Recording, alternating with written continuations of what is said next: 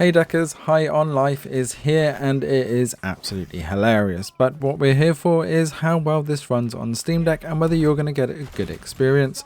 So what I'm going to cover is just a few of the settings and what the best settings are overall on this one, so you can get the best experience on the Steam Deck. Now if you are a fan of Rick and Morty, you are going to absolutely love this game. If it's not your kind of humour, then it may take you aback a little bit, as it is absolutely brutal. Not just on the content front, but also the references and some of the antics that you'll get up to as well. But as you can see here, in the early gameplay, it does look like you can hold a whopping 50 frames per second quite happily on medium settings. However, you do get some huge lag spikes and frame drops down into the 30s in some random areas, and even in some of the talking sequences that you wouldn't think would be that much of a challenge either. Unfortunately, this does get a bit worse later on, which I'll show you in a second.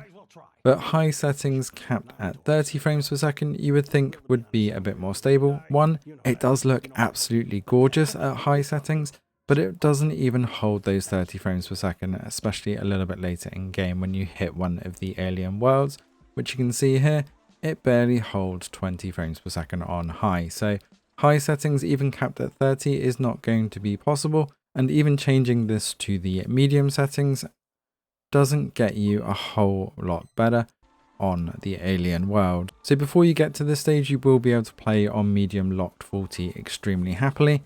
But even on this alien planet, capping at that 40 Hz on medium settings, it will bounce all over the place. It does hit 60 frames per second in some spots, but this is such a wide range. Again, when you get into some of the later areas, it plummets back down into those 30 frames per second.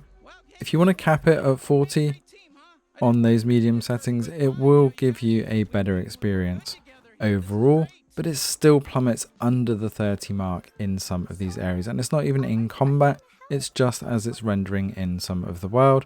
And you'll see a bit of pop-in with this as well. It's not so bad on the pop-in on the medium settings, but that plummet under 30 frames per second is just a bit too much.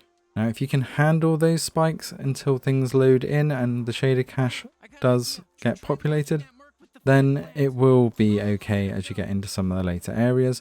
But it is a long period of time where it does dip below those 30 frames per second, even on medium settings.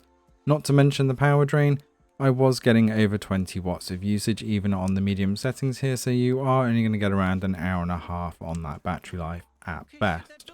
So the best settings overall for this is actually to put the graphics quality to low and then bring the texture quality and effects quality up to medium and leave it capped at that 40 Hz with VSync on. And now you'll get a pretty flatlined 40 frames per second, even with everything going absolutely crazy. And although it does look a little bit fuzzy in some areas, it's still more than enjoyable, and having that stable frame rate and frame time is massively important in this game, as it makes it feel a lot less janky. And once you get used to the lower settings, as long as you haven't looked at the high settings too much, it does look absolutely gorgeous. Now you do see occasional dips under that 40 every now and then, but it's nowhere near as bad as on any of the other settings, and it's more than playable. As you'll see, we do get those couple of spikes, but you barely notice them, especially as you're spinning around when it's happening.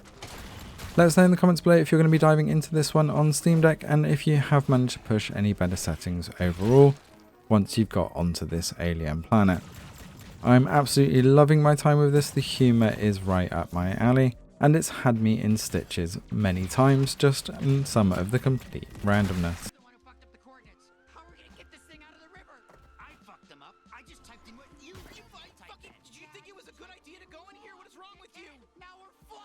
I'll leave you with a little bit more of the gameplay here without me talking, so you get a better feel for the gameplay and performance.